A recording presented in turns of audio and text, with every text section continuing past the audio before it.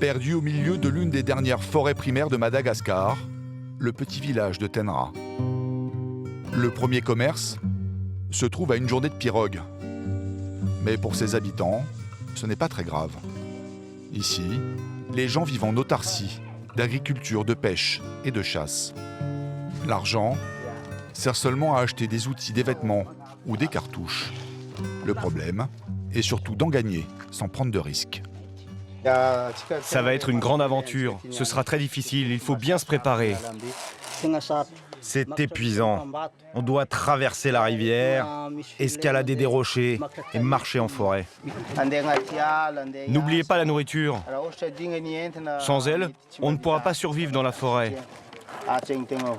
Préparez bien vos bagages, les gars. Robert, 39 ans, est l'un des rares hommes du village à avoir déjà eu un travail. Il était garde forestier. Il protégeait la forêt des pilleurs de bois précieux. Mais il y a 4 ans, il a été licencié.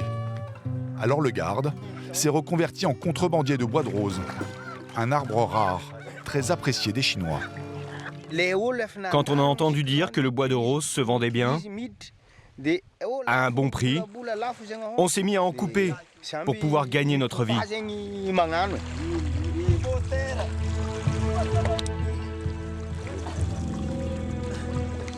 9 jours de marche les attendent. 9 jours pendant lesquels ils vont devoir jouer à cache-cache avec les gendarmes.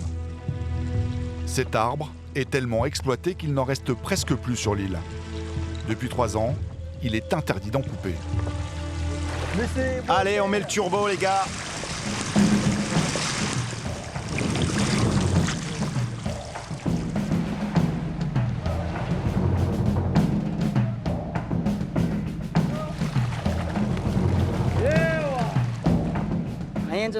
Tout mon corps travaille, les bras comme les jambes. Ça demande beaucoup d'énergie. Allez, poussez plus fort, poussez!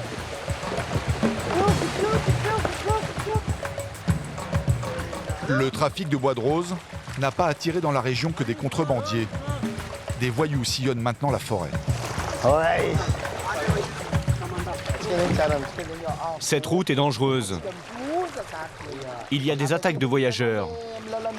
Il peut s'y passer n'importe quoi, mais c'est le seul passage.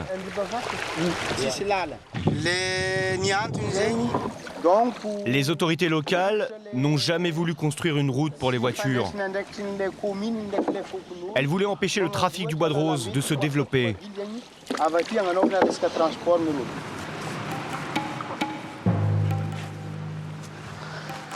Faites attention. Avec 50 kilos sur les épaules, pieds nus, c'est une petite falaise qu'ils doivent maintenant escalader.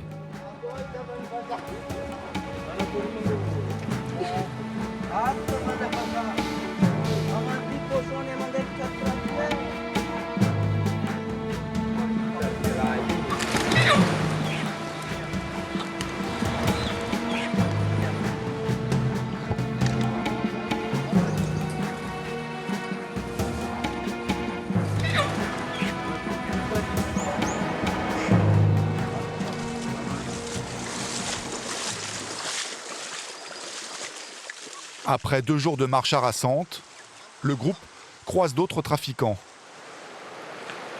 Robert est inquiet. Il a peur qu'ils aient coupé les derniers arbres du coin. Tu penses que nous allons encore trouver du bois de rose? J'en suis sûr. Pour en trouver, il ne faut pas s'enfoncer trop loin dans la forêt? Non, non. Bon, on va chercher bonne route et bon vent. C'est à nous de nous mettre au boulot.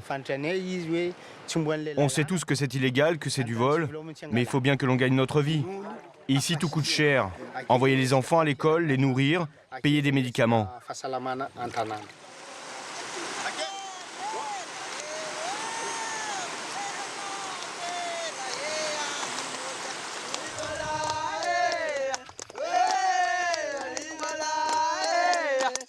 Demain, ils espèrent tous tomber sur un immense arbre de bois de rose.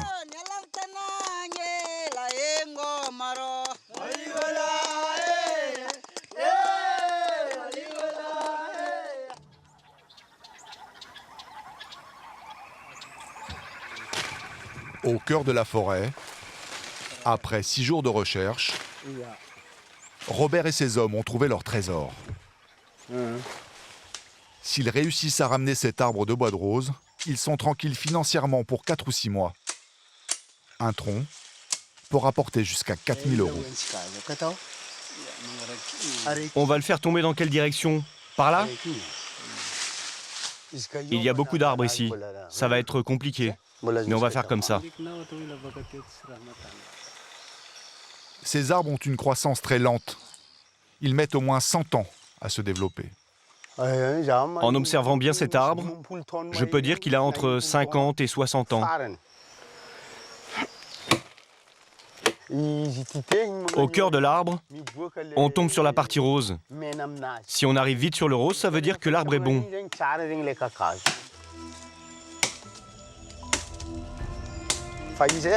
Attention, il ne va pas tarder à tomber. Encore quelques coups de hache. 1 heure pour abattre ce géant qui vaut de l'or.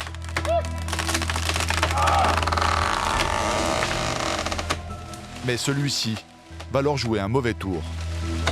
Bon, on a un petit souci. Il n'est pas tombé. Il est coincé dans les branches des autres arbres. Il faut trouver un moyen de le dégager. Pour le faire tomber, ils n'ont qu'une seule solution. Couper les arbres sur lesquels ils reposent. Chaque année à Madagascar, pour 100 000 arbres de bois précieux abattus, ce sont plus de 500 000 autres qui sont sacrifiés. Nous, on veut juste cet arbre de bois de rose. Mais pour cela, on doit en abattre une dizaine, voire une vingtaine en plus. Tous ceux qui le coincent. La tâche est titanesque. Robert décide de changer de tactique. On va couper le tronc à cette hauteur, comme ça l'autre partie va tomber toute seule.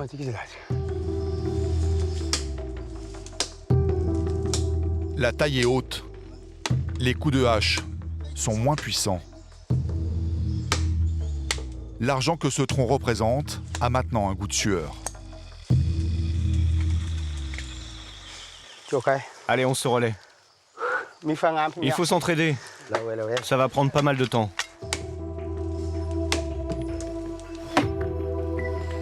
Pendant des heures, les hommes se passent le manche. Ils pèsent de plus en plus lourd. La chaleur est étouffante. Sa hache bricolée n'a pas tenu le choc.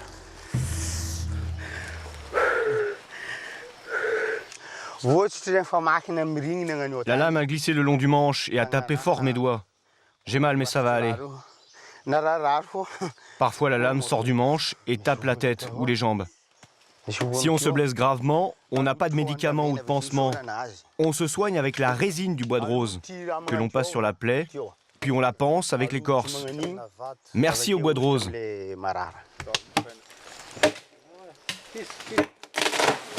Après 4 heures de travail, la première partie du tronc cède.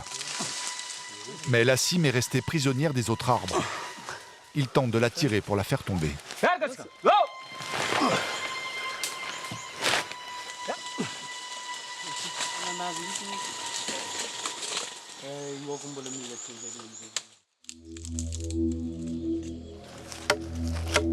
« 6 heures d'effort plus tard, Robert décide d'abandonner. Sans l'autre partie du tronc, l'arbre n'est pas rentable. Allez, c'est fini, on remballe.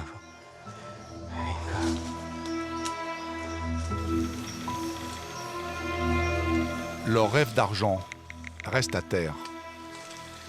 Ils vont devoir repartir à la chasse au bois de rose, autant dire la quête du Graal, tellement l'arbre est devenu rare.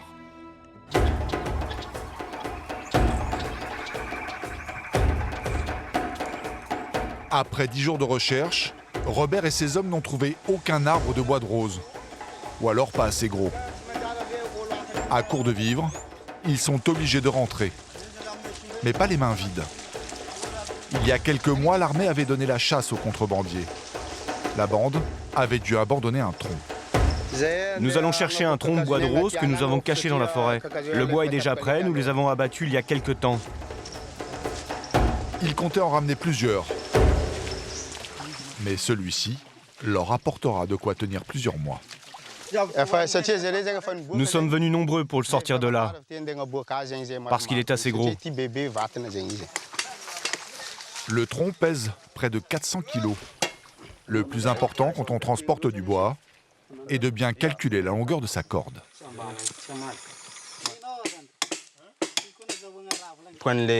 Il faut faire attention, avec une corde trop courte, on est trop près du bois et en le déplaçant, on risque de se faire mal. Il faut 2 personnes de chaque côté, un au milieu et un autre derrière.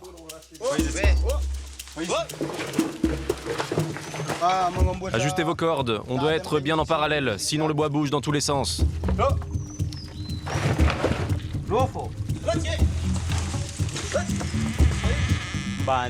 Je n'ai pas envie que le tronc me fasse tomber. Moi, je le laisse filer. Ils vont le traîner sur 30 km jusqu'à la rivière. Un des risques de cette descente infernale, que la corde s'enroule autour de leurs jambes quand ils la lâchent. Attention, le tronc a failli m'écraser. Tu as lâché la corde trop tôt.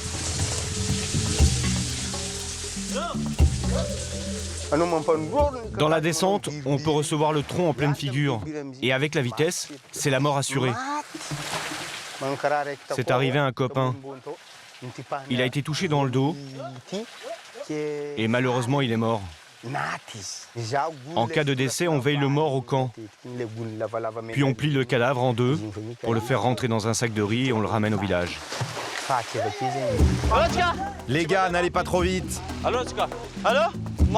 Il faut 2 personnes, une de chaque côté. Impossible de savoir combien d'hommes meurent chaque année en allant couper du bois précieux. Selon Robert, il y aurait 3 accidents mortels par an.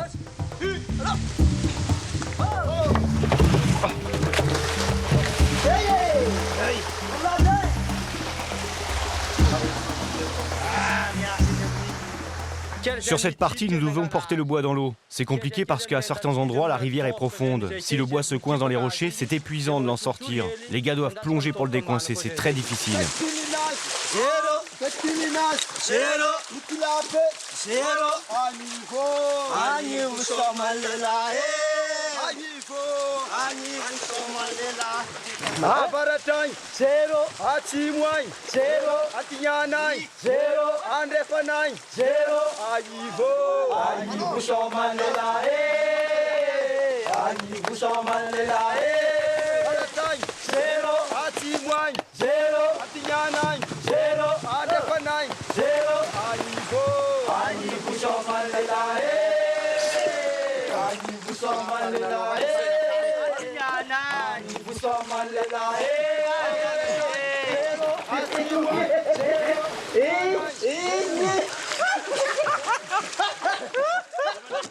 Ah, je vous jure les gars, il faudrait connaître une formule magique pour porter ce tronc. Cette chute d'eau marque la fin de la montagne. Les hommes sont arrivés au tiers de leur parcours.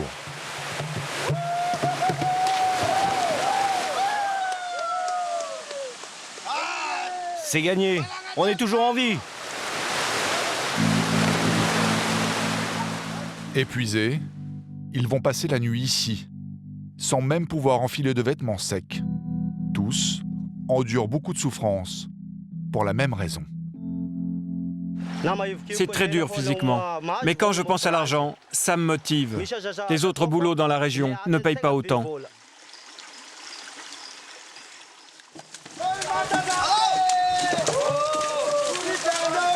Malgré une nuit passée dans l'humidité, Robert et ses hommes n'ont rien perdu de leur vaillance.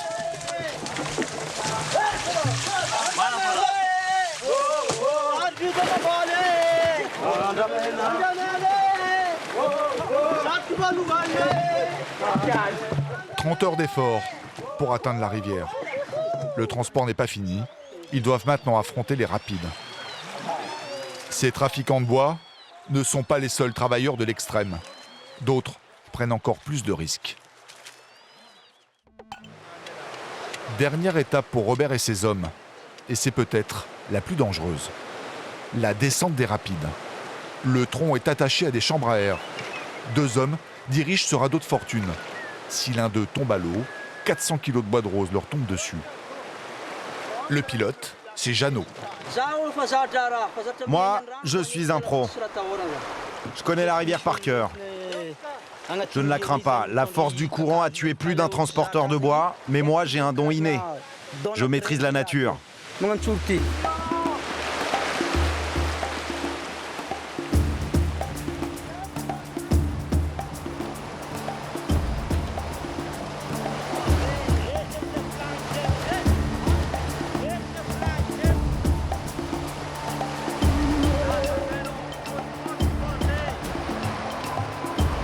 Passé les premiers rapides, Jeannot se débarrasse de son copilote. Il ne le trouve pas assez efficace.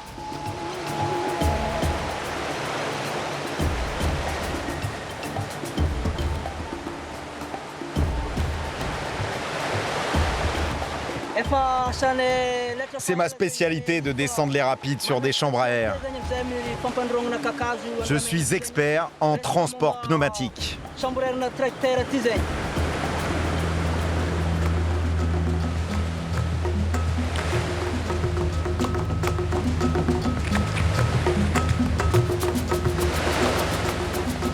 Le radeau est quasiment incontrôlable.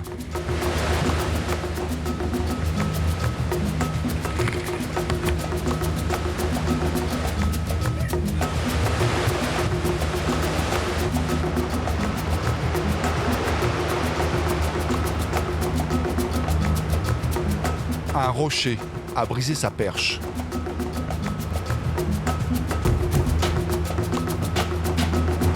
Il va devoir ralentir sa descente avec les mains.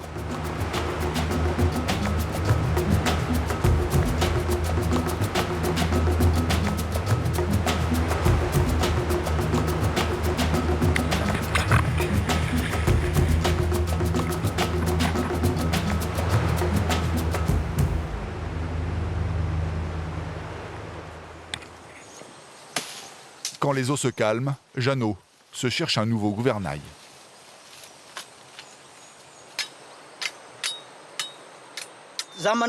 Il faut que je reste concentré sur mon objectif. Je dois livrer le chargement.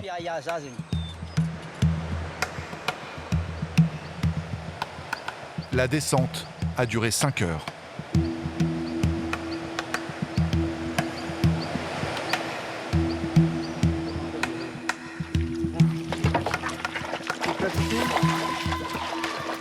Maintenant, ce sont d'autres hommes qui vont convoyer le bois jusqu'à la mer.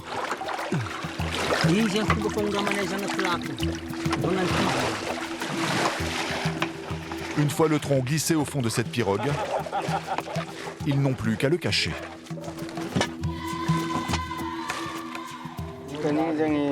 On installe nos bagages dessus. Comme ça, personne ne voit ce que l'on transporte. Il ne faut surtout pas se faire prendre par la police.